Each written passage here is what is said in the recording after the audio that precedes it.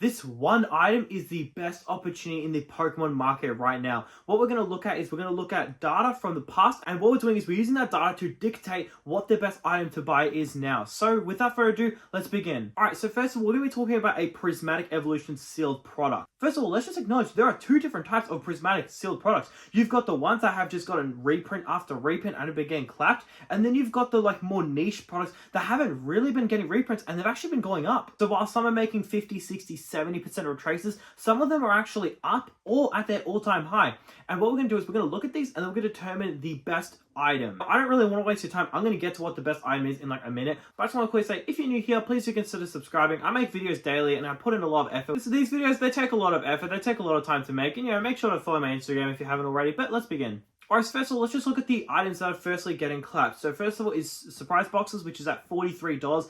That is getting so close to MSRP, and I'm not going to lie, it makes sense. I was never a fan of this. I liked the idea of it, but I was very vocal about the idea that it was so close to greatness, but it just wasn't quite there. And if it wasn't quite there, might as well not even try, right? So its issue is that the promos inside were just stamps of original cards, which is just boring. I mean, we can see with the Moltres UPC, for anyone who doesn't know, there's a Moltres UPC coming out. One of the promos is literally just an SIR from Destiny Rivals, but just with a stamp on it. And you can see it is just clapping the original price of the card.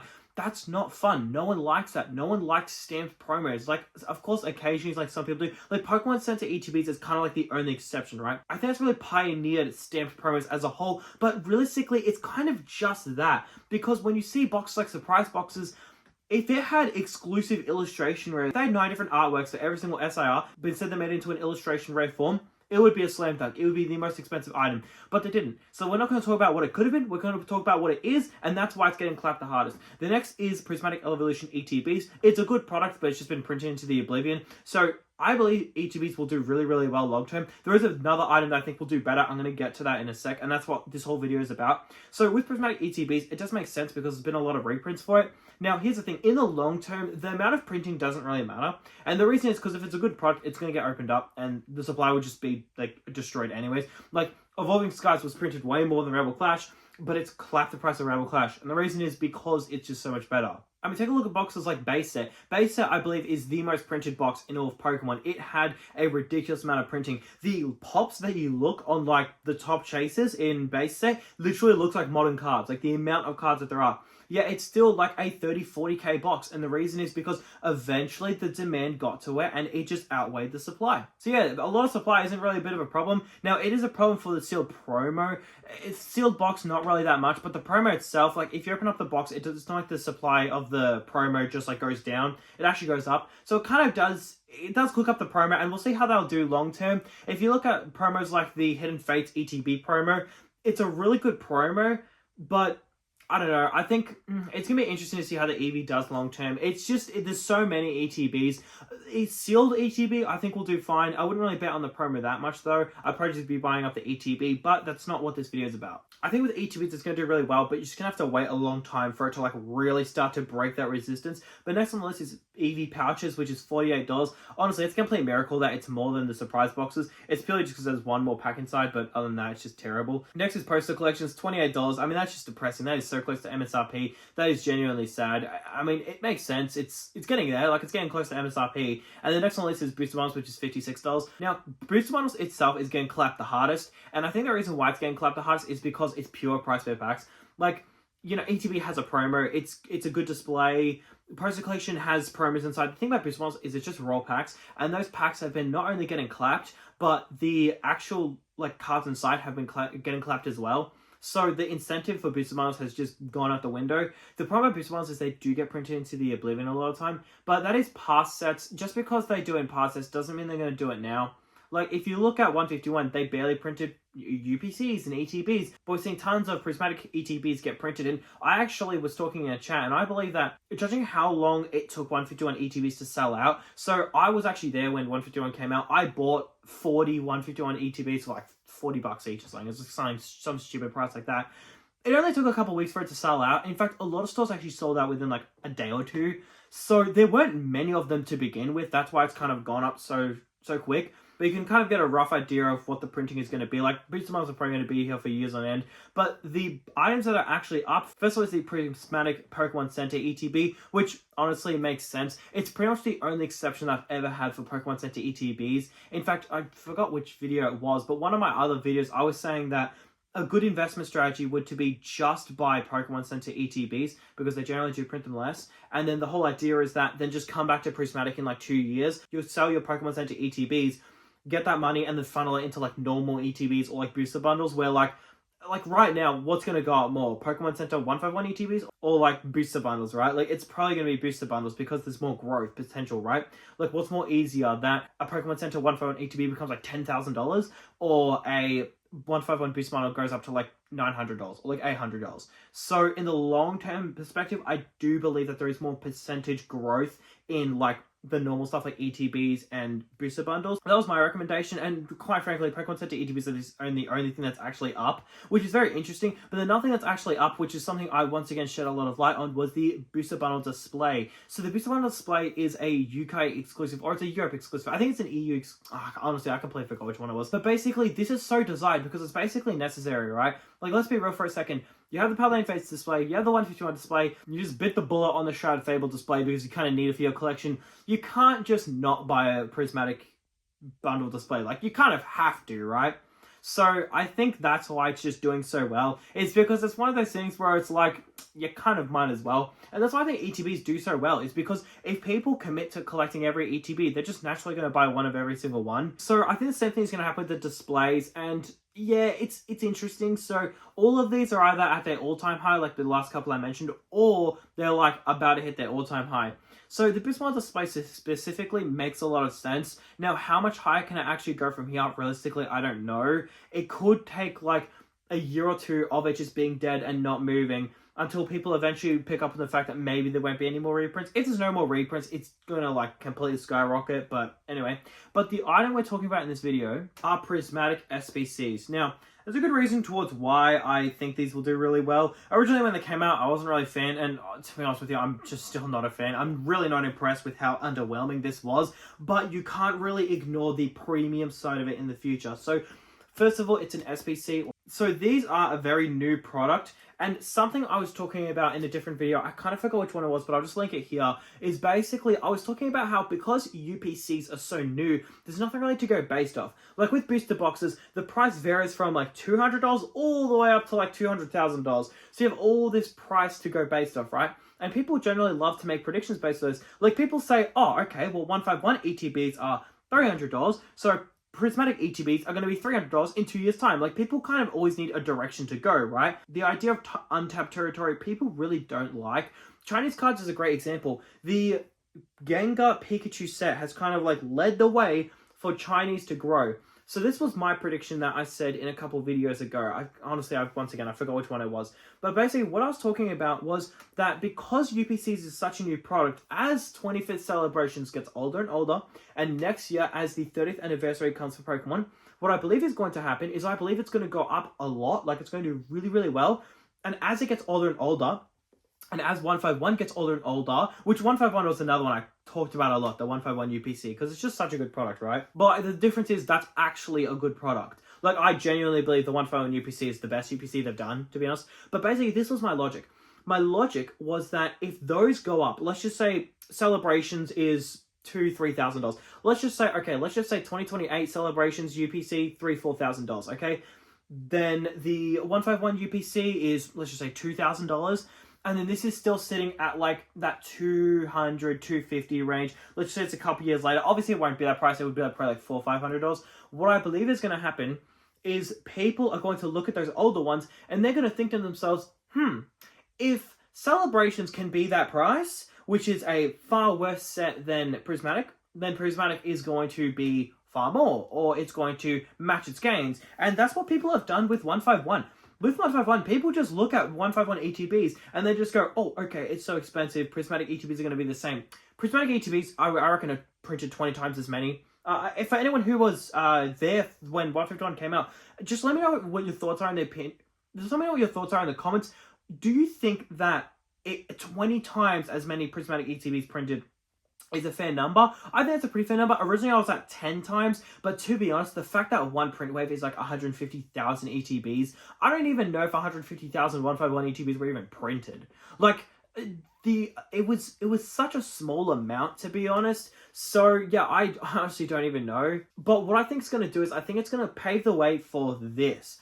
Because what's going to happen is people are going to become more attached to this very new product. They're going to collect one of every single one, and then eventually they're going to get to the prismatic one. So you're naturally going to have that forced demand in a sense, right? Like ETBs is a great example.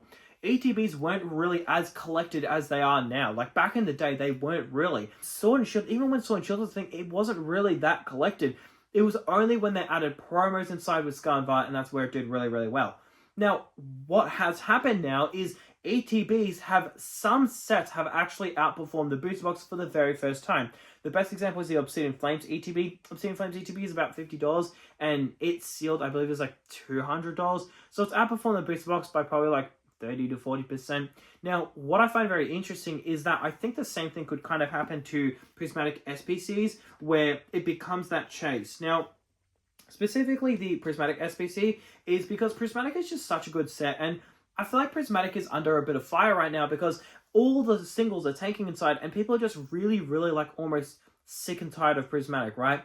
Like, they are so sick and tired of the tough pull rates. They're so sick and tired of pulling nothing. But you know what? That does nothing to the price long term, right? If the pull rates are difficult, it just helps the price more. Like, Evolving Skies is a great example. Evolving Skies goes up so much when you are practically guaranteed to lose money when you open up Evolving Skies. But you know what the thing is? The thing is that most people in this world feel like the world revolves around them to a certain extent, right? If people open up a booster pack, they almost like daydream, envisioning themselves pulling the top chase, when realistically it's not going to happen. Like, the chances that there's a god pack inside of this is virtually nothing. But if I'm opening this, as I'm opening it, I'm going to start daydreaming that I pull a god pack. Now, what I find very interesting about this is this basically means that it having tough ports virtually means nothing. Like, Team Up is a great example. I just saw a clip online of this guy open up 20 booster packs of Team Up and pull literally nothing. Like, that is actually depressing. This dude probably lost like 5k or, I don't know, what, 3k, whatever prices are for Team Up packs. And it was a box break, so it was like fresh packs. Dude, that's actually depressing. Like, that's really, really sad. The pull rates for Team Up is very, very hard. But what would people rather do? Would they rather buy the top chase that's extremely expensive, or pull it? A lot of people would rather pull it. So I think these are naturally going to do really, really well. In fact, I'm so confident on these that I picked up a sealed case. Yeah, I know, guys, it's pretty cool. Calm down, calm down. Sealed case of Prismatic SBCs. I know. Now, I probably would want to have like 20 to 30 of these SBCs, but to be honest, I'm kind of taking my time on it because I know that they're still going to be here for a good while. Like, even if it gets short printed and it doesn't get printed for 6 months, it doesn't just immediately mean it's going to be like $500. It'll probably go up a bit, sure, but it's not just immediately going to explode. Now, something else that needs to be talked about is the EV inside. The EV actually completes the SIRs. The reason is, now what can't get ignored is how good the contents are and the presentation of the box. First of all, the EV promo inside is actually quite necessary because it is an SIR of the top chasers. Realistically, you don't really have a complete collection of them until you have that EV SIR. So it's very important for people who are trying to complete it, as the same with the Mew SIR from the UPC. If you want a master set, you need that. And a lot of people are going to be master setting it. A lot of people are going to naturally need to buy the card. It's not a metal card. It is not an EX. It is an EV SIR. And that's nothing to be taken lightly. Now, a big reason why I think this will do really, really well is because, first of all, it's very hard to get your hands on. Second of all, it flushes out a lot of people who would just quickly flip it, right? So, like, a lot of people will buy ETBs.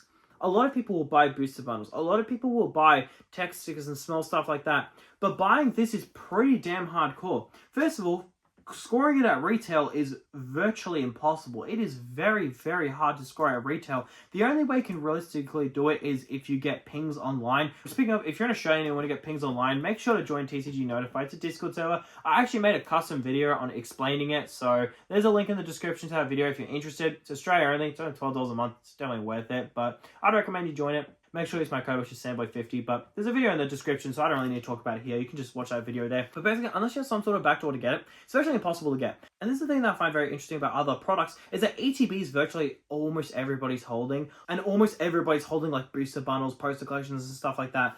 This is very hardcore. This is very hard to get your hands on. So naturally, there's already a premium to it. You see a lot of products where they're hard to get your hands on go up a shit ton. Like 151 Pokemon Center ETBs is a very good example. It actually pretty much sold out straight away. Now, yes, it was dead for a good while, sure, but there was virtually no supply of it. It was very hard to get your hands on. And now there's a very high demand for them, but dude, back then, there was not a high demand for them, and it was extraordinarily hard to get your hands on. Then you look at other ones like Evolving Skies, Pokemon Center ETBs, dude, it's like almost impossible to find them. They are so rare. So these kind of rare products, they generally do really, really well in the market for the sole reason that it just flushes out a lot of almost like weak hands in a sense. ETBs, I think, are going to do really well long term, as everybody else thinks. But the problem is that so many people are holding it. I don't see a lot of people holding this, and also I don't see a lot of people holding a large amount of it. But on top of that, there haven't really been a lot of large print waves. It's been out for about, 4 months-ish? About there. And we've realistically only seen 2 waves. The original one, which was virtually impossible to get your hands on, and the second one where there was restocks, and that was virtually impossible to get your hands on again. Now, of course, a lot of big box stores did list them, but they pretty much sold out immediately anyways. And most stores, here's the thing, most stores would get like 20 ETBs or 30 ETBs. Or if it's like poster collections, it would be like 40 or 50. With this, most stores only got like 4. So there's a huge shortage of these. And you need to ask yourself, why would Pokemon print more of these? I'm not saying that they're never going to print them again, but why would they? Like, realistically, they don't really have a reason to. They know that if they slap Prismatic on anything, then it'll sell immediately. This has a really, really good price per pack. It has 16 packs inside. Retail on these for it's about $110, and the price per pack is about $6.80 per pack. That's a really, really solid price per pack. But you know what makes this so interesting is the fact that, once again, it has a promo inside, but also it's an extremely expensive item to manufacture. This box is custom made, fully custom made. Then you got like this tag on the side that's custom made.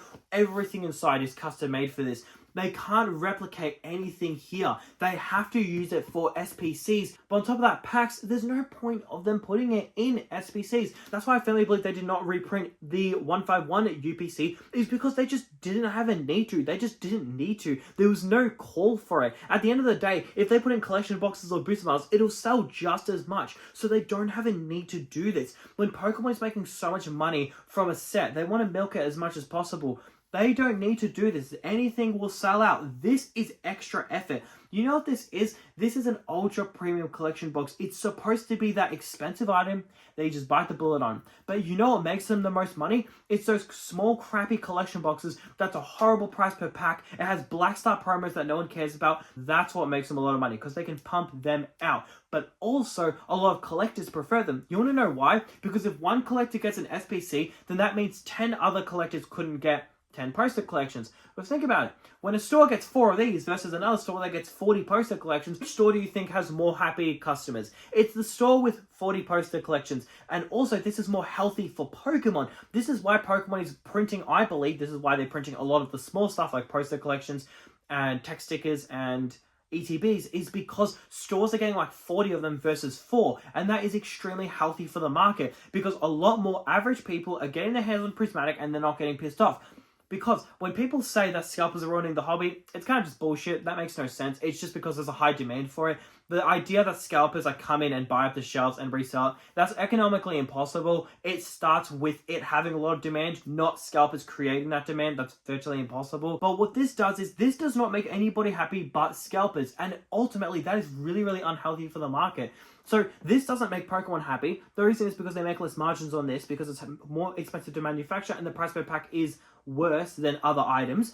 And then the problem is that because less people getting their hands on it, sure, it's a cool item, but less people getting their hands on it, people will eventually just quit Pokemon if they can't get their hands on Pokemon. That just makes sense, right? Now, I don't think this craze would last like 3, 4, 5 years, but let's just say for 5 years, people could never get it at retail. They would just quit eventually, right? Like, eventually everybody would quit.